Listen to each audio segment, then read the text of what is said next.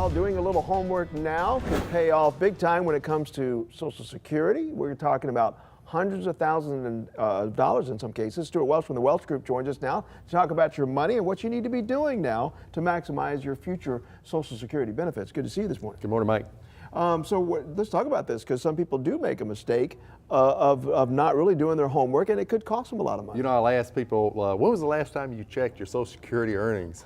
They look at me and go, never. Never. And I go, why? And they go, well, I guess I trust the government to do it right. And then I go, why?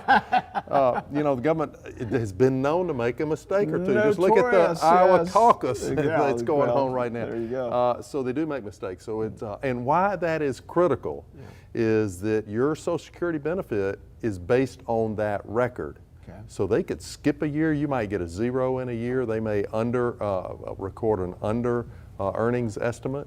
And so it's really, really important that you go in and do this. What's the there's the website, I guess, to check it right there, ssa.gov. Yeah, you want to go there. You have to set up an account. Doesn't take very long, but you have to set up an account. Then you can go in there and check your record. And has your record, your entire earnings record. So if you saw a year, maybe 30 years ago, they made a mistake. Will they retroactively fix that? You go back there and fix it. You Okay. get it fixed. You'll have to have, obviously, proof to do that, but you can get that fixed. But there's other things you need to be thinking about, though, right? There are. So I think when you do that, once you've set it up and you've looked at it, you want to go in there and look at your income estimate at retirement. Okay. And so you want to look at that and go, is that going to be enough?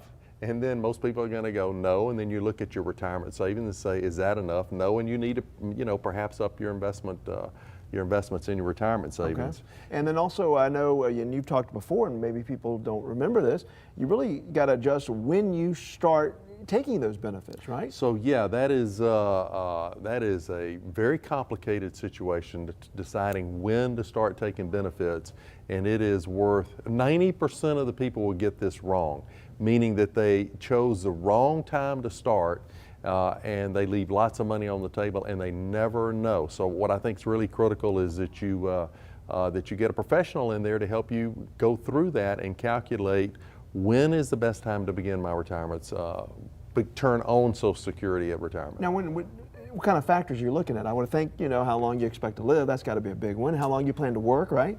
How long you plan to work. So you obviously, if you continue to work beyond, say, age 70, you actually continue to contribute to Social Security, and you actually can begin to up your benefits. So there are lots of factors in there.